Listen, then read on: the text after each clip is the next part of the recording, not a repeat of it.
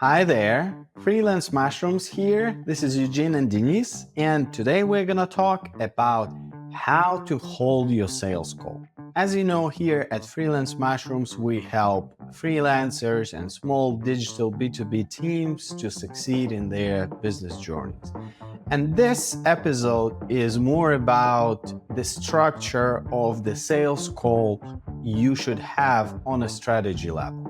Hope you already seen previous episode when we talking about how to prepare to the sales call, how to hold a small talk, how to make active listening during the call. And this one would be the last one episode about the whole structure of the sales call, of the first sales call when you're trying to charm your client. There will be 5 points. Take your notes and let's get going.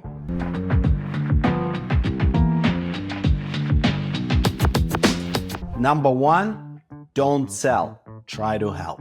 The key point why you call with a client, you're trying to find the problems and the possible solution from your side, how to help the client, how to solve problem of their business.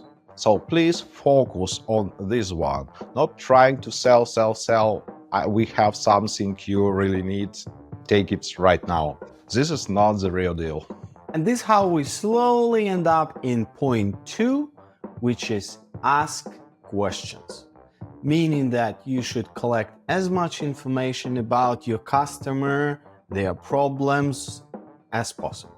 Very important thing on the first call is, it's like a first date. You try to understand your possible cooperation partner and they're trying to do the same. So share information about your company, collect information about client, and find the places where you fit to each other. And now again, we smoothly come into the point number 3, show yourself off. What does it mean? You don't need to start presenting and saying, I do this, I do that, my service does this, my service does that. No, instead, you again explain how your solutions, which you can offer to the customer, can address the pain points of the problems your customer has. For sure, it's very important to focus on those expertise which is really helping client to solve the problems, but do not limit yourself only about this. This could be something which is very important for the client, but they have no idea that you can do this. For example, I'm having a call with a potential customer for post-production services. This is video blogger who is doing long-form videos on YouTube. They usually record 10 to 15 minutes videos, and that's all the content you would find about them on social media. And while presenting the solution, how we approach and what are the different strategies of post-production for the long-form video, I'm giving an example that for the one customer, for example, after producing long-form video, we usually generate 2-3 shorts, which they post as YouTube Shorts, TikTok Shorts, and Instagram Reels. And this way, I'm presenting that the possibility is there. We have done it for some other customer, but I'm not saying, oh, customer, you know what? It would be very, very nice if you order some shorts from us apart from the long-form video. No, I'm not pushing. I'm just presenting that I have done it for somebody else. And this way, customize the possibility, you know what, I'm also interested in shorts, but let's start from the long-form video. I'll see how it goes, and then let's get back to the conversation about producing shorts. Number 4, price talks. This is when we try to figure out, very important question, whether customer has a budget or has any expectations of a budget. I'll give you an example with my business. I would ask, okay, I see you have 128 videos on your YouTube channel. I assume somebody else edited them for you before. The customer will say, yeah, I used to have a video editor, or in the majority of cases, they would say something like, I've been editing them myself. The next question I'll ask, could you tell me how many hours do you usually spend per 10-minute video which I see on your YouTube channel?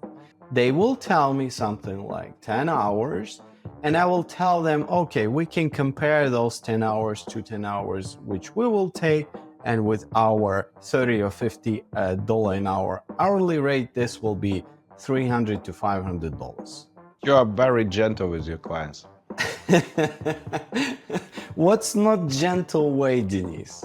Not gentle way, we're also trying to be very gentle with our clients, and we try to touch any expectations about the budget. Sometimes the company has real budget defined for this project, Okay. and we can actually ask straight the client what is your boundaries. Doesn't it feel scary at that particular moment of a very first call asking like, so how much money do you have for this?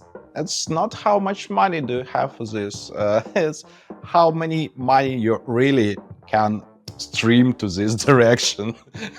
So how do you ask that question? Actually, we asking straightforward, do you have any budget expectation for this project finished? That sounds like a nice frame of a question. The way I would probably ask, do you have any budget in mind for this project? And for example, in the fully animated video service where we make fully animated marketing explainer videos for businesses, there is fixed price I'm working with, which is like, for example, $1,500 per 1-minute video. And there, if I'm asking this type of question, the customer may often get back to me saying, you know what, this is part of a reason why I wanted to have a call with you, is that I actually wanted to ask you that same question. How much is it gonna cost to make 1-minute video like this? And believe it or not, sometimes customers would come back and say, yeah, we were thinking about something $2,500–3,500.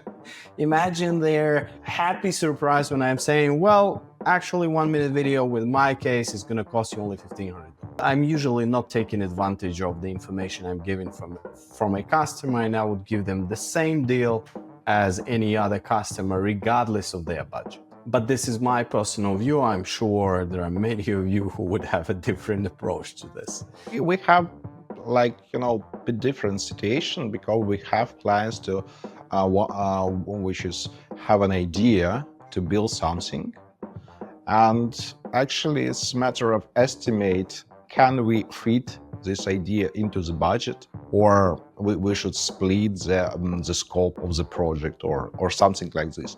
Usually we pretty straight with the clients. We're asking what do you have, and we will make best deal what we can do for this money. All right, number 5, last-minute resistance. This is when we have the situation of wrapping up the call. The aim usually to end the call with clear idea of the next steps. In my case, next steps would be, for example, making a free sample video for the customer based on the raw footage they will provide to us. Denise, what would be your example of the next step with the customer? Usually our next step is questions. More questions. More questions. Yeah, because on the first call we have only bird view vision of the project, and on our side we should gather a team, make a meeting, line up all the questions we have from the technical specialist to the client to have the project clear as possible to make the quote. We cannot make the quote just maybe as a side. So basically the next step would be, let's fill up the questionnaire so that we have a bigger understanding of your expectations from the project. Yeah, something like this. Understood. Now, here is why we call this point as a last-minute resistance. I'll give you an example from actually the call I had yesterday with a lady. Very successful social media influencer. She has like 500,000 followers, and she can afford hiring all sorts of different teams. For her, it's not about money, it's about whether someone can match her vision and etc. So I would say impressive customer, but also demanding customer. And for her, it's important the type of person she would be doing business with.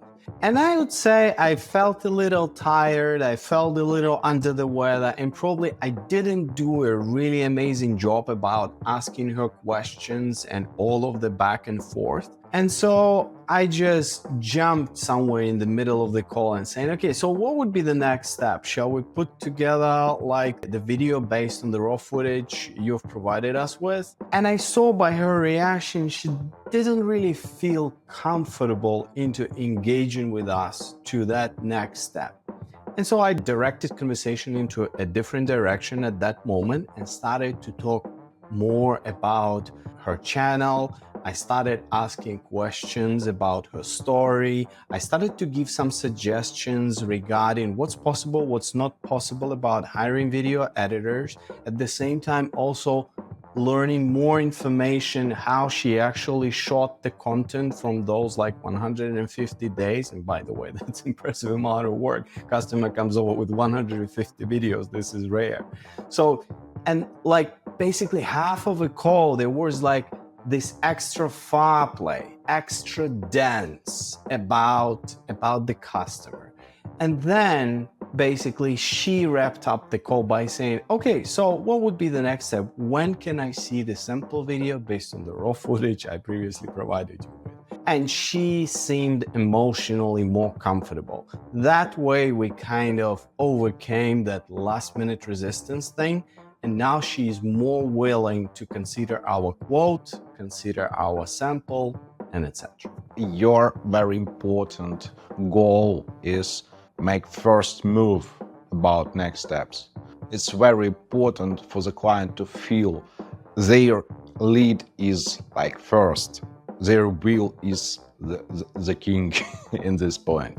So these are the 5 points Denise and I are using in different ways in our businesses. And to share some of the stats, Denise, can you tell us, like, I think you have currently the quarterly data. How many active contracts do you have? How many new contracts have you opened, and how many total hours?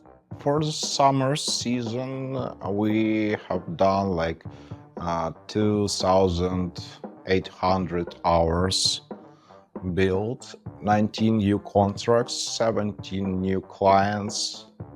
And what else? How many ongoing contracts? 71.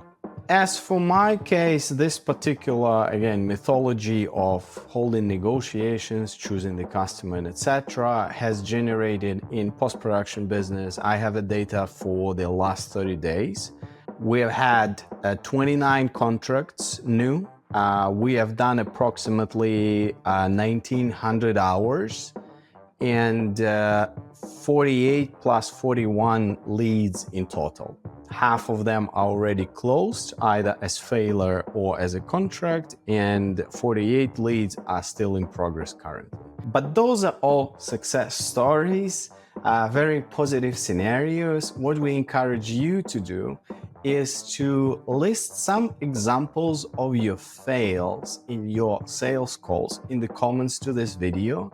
And let's share our failures so that we could learn more what not to do, or what could be the consequences of not executing one of those 5 steps.